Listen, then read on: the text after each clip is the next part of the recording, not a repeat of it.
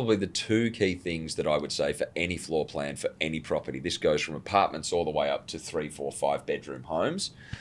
Ideally, in every brief we do, we look for a bedroom size that is minimum 3 meters by 3 meters plus the wardrobe, not inclusive in that measurement, so that is good size for a king if it needs to be for a kid, but otherwise queens, doubles and king singles fit really well in those bedrooms.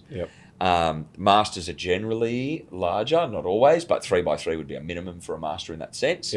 And then the other key one is that your area of the home where you live, so kitchen, meals and lounge, if there is an outdoor entertaining area, that they are connected.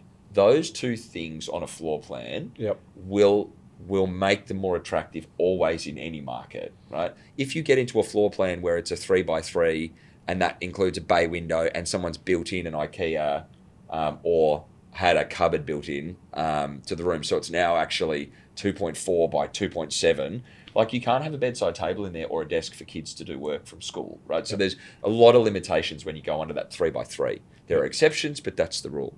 And if the entertaining area that is outside is connected meaningfully to the inside, A, it gets used, and B, it gets valued.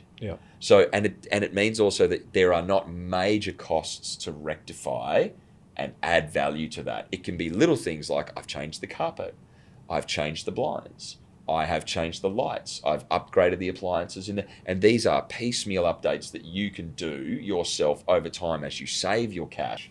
It's not, oh, well, this house would be great if those bedrooms were actually over on that side and we had a double door there. It's like, well, that's 60 grand.